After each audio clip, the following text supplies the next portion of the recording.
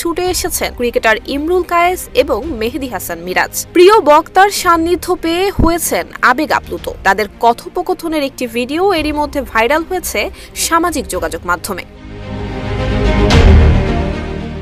মাহফিলে ফিরি যেন একের পর এক বাজিমাত করে যাচ্ছেন ডক্টর মিজানুর রহমান আজহারী। এবার সিলেট এমসি কলেজ মাঠে তিনি রচনা করেছেন নতুন এক ইতিহাস। তার আগমনকে কেন্দ্র করে নতুন রূপে সেজে উঠেছিল সিলেট নগরী। আয়োজন চলছে 1 মাস ধরে, দফায় দফায় বৈঠক, চুলচেরা বিশ্লেষণ, কোনো কমতি যেন না থাকে। সিলেটের জামায়াতে ইসলামীর নেতাকর্মীরা একজোট হয়ে এবারের ওয়াজ মাহফিল সফল করতে মাঠে নেমেছেন। কয়েক কোটি টাকার আয়োজন, সাউন্ড, এলইডি পর্দা সহ যাবতীয় সবকিছুই আনা হয় ঢাকা থেকে। এ যেন এক মহাযজ্ঞ। 10 দিন আগে থেকে মঞ্চ, প্যান্ডেল নির্মাণের কাজ শুরু হয়। 9 জানুয়ারি থেকে সিলেটে শুরু হয় 3 দিন ব্যাপী তাফসিরুল কুরআন মাহফিল।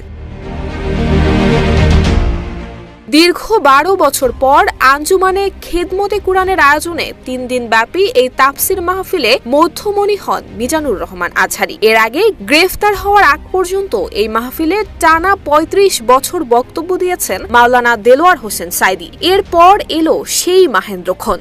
গতকাল দুপুরে ঢাকা থেকে ফ্লাইটে সিলেটে এসে পৌঁছান মিজানুর রহমান আজহারী। আয়োজকদের পক্ষ থেকেও তাকে সাদরে গ্রহণ করা হয়। 11 জানুয়ারি মাগরিবের পর থেকেই সিলেট নগরের ধর্মপ্রাণ মানুষের গন্তব্য ছিল এমসি কলেজ মাঠ। শুধু সিলেট নগর নয়, গোটা বিভাগ থেকে দলে দলে লোকজন সিলেটে আসেন ডক্টর মিজানুর রহমান আজহারী তাফসির শুনতে। এই তাফসিরের সর্বশেষ বক্তা ছিলেন আজহারী। তার বয়ানের আগেই কানায় কানায় ভরে ওঠে কলেজ মাঠ। দূর দূরান্ত থেকে আসা লোকজন এমসির মাঠে সুশৃঙ্খল অবস্থায় বসে বয়ান শুনতে থাকেন।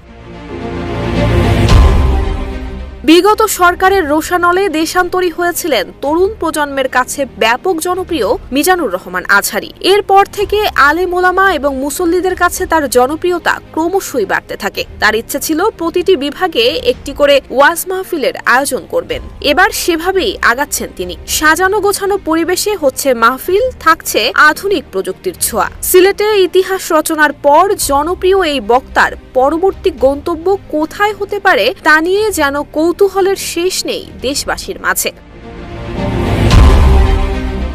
নুসরাত জাহান মেহেক, ঢাকা পোস্ট।